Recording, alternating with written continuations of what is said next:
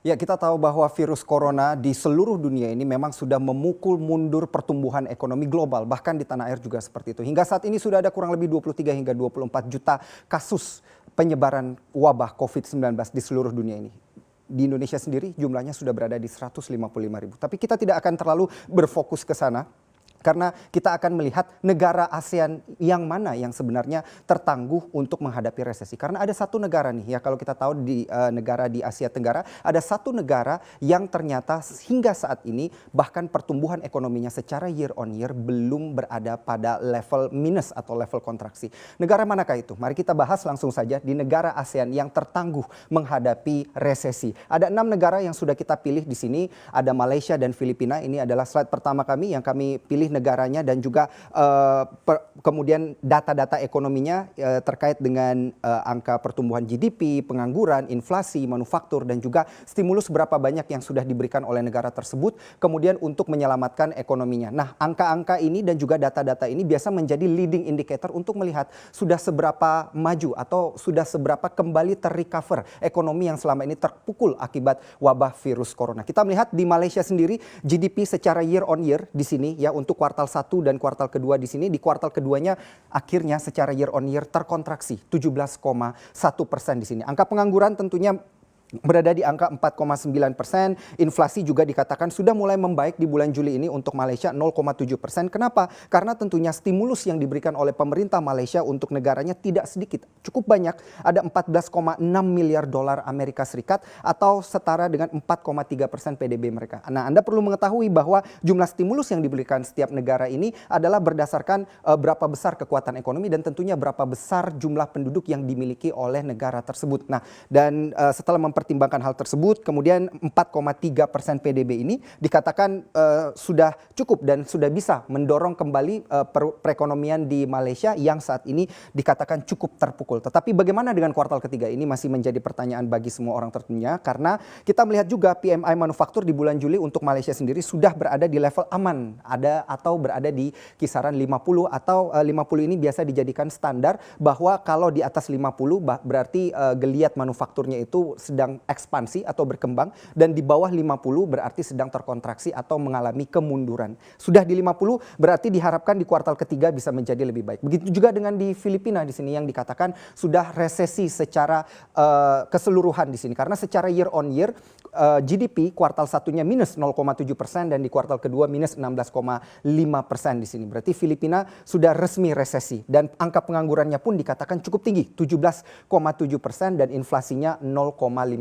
Apabila dari Malaysia sendiri wabah COVID-19 ini memukul kemudian angka CPO yang menjadi salah satu pendapatan dari Malaysia, di Filipina sendiri ini yang menjadi leading pendorong ekonomi daripada Filipina adalah pariwisata, di mana ini kurang lebih mendorong 10 hingga 20% perputaran uang di Filipina, sehingga begitu COVID-19 terjadi di negara Filipina, maka secara 2 kuartal berturut-turut year on year Filipina terkontraksi. Manufakturnya saat ini sudah dikatakan cukup membaik di data terakhir di bulan Juli 48,4 dan juga stimulus yang dikeluarkan lebih kecil daripada Malaysia, 3,1% dari PDB, yaitu 12,01 miliar dolar Amerika Serikat. Inflasi dikatakan saat ini berada di atas 0 atau masih ada daya beli di sana untuk masyarakat Filipina sendiri atau 0,5%. Mari kita lihat negara lainnya di sini, ada negara Singapura dan juga negara Thailand yang dikatakan Singapura cukup dalam terpukul ekonominya untuk kuartal 1 dan kuartal kedua, 0,3% dan 13,2% kontraksinya.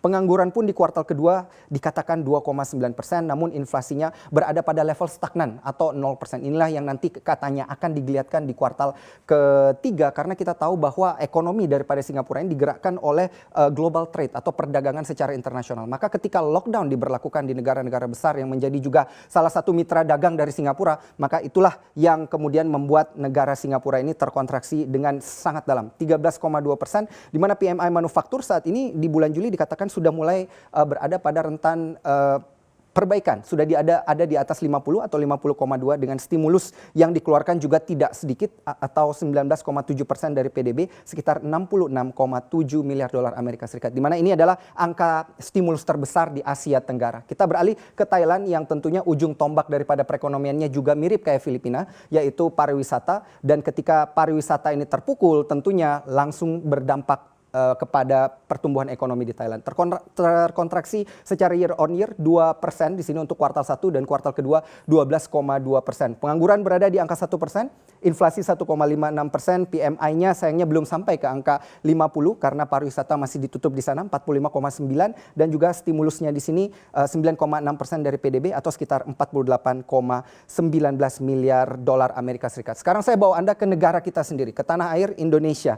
Bagaimana pertumbuhan ekonomi di Indonesia sendiri? Untuk Indonesia, GDP tentunya secara year on year masih selamat 2,97%, didorong oleh daya beli masyarakat yang berkontribusi sekitar 57% untuk kuartal pertama, dan juga sayangnya di kuartal kedua karena PSBB baru diberlakukan di sekitaran bulan April, akhir Maret hingga April di sana, kemudian ini memberikan kontraksi 5,32%. Dikatakan kita ini memang beruntung dibandingkan dengan negara-negara lainnya yang terkontraksi secara double digit, dan masih ada ancaman. Menurut Sri Mulyani sendiri, kemungkinan di kuartal ketiga kita masih terkontraksi, tapi semoga dengan stimulus yang dikeluarkan sekitar 4% PDB, 47,7 miliar dolar Amerika Serikat atau setara dengan 695,2 triliun rupiah, ini nanti bisa menggeliatkan ekonomi atau PDB Indonesia yang nilainya itu kurang lebih sekitar 15.000 hingga 16.000 triliun. Pertanyaannya, kapan akan 100% kemudian ini dapat disalurkan ke seluruh mereka yang membutuhkan? Penganggurannya masih berada di angka 4,9%, inflasi dikatakan masih minus 0,1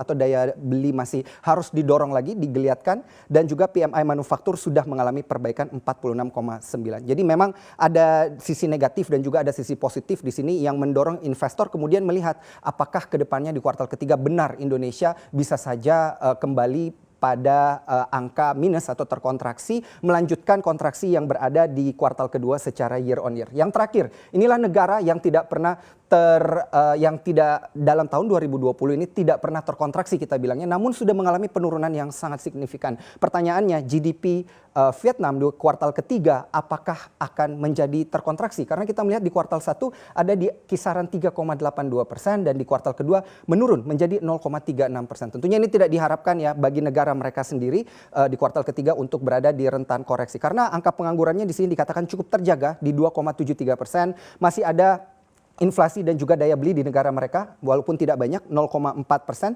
dan PMI manufakturnya pun ini sudah mendekati kembali ke angka 50, dan juga stimulus yang digelontorkan di sini tidak sedikit 11,65 miliar dolar Amerika Serikat. Yang menyelamatkan Vietnam ini yang menjadi menarik, yang menyelamatkan Vietnam adalah pada saat itu wakil Perdana Menteri dari Vietnam sendiri mengatakan bahwa pengetatan dilakukan dari awal tahun semenjak 17 Januari 2020 sehingga ketika lockdown diberlakukan di seluruh negara-negara maju dan berkembang di sini tidak terlalu berdampak pada Vietnam, dan juga penyebaran di Vietnam sendiri pun yang memiliki penduduk sekitar 97 juta orang hanya di kisaran 1000-an, bahkan tidak menyentuh angka 2000-an karena memang wakil Perdana Menteri saat itu dikatakan cukup lebay mengatasi wabah dan juga penyebaran dari COVID-19, tapi tentunya inilah yang ternyata menyelamatkan negara mereka sendiri. Nah, kesimpulannya adalah ini bukan masalah siapa yang paling kuat, siapa yang paling tangguh, tapi bagaimana strategi untuk survival atau bertahan di tengah kondisi pandemi agar di kuartal-kuartal selanjutnya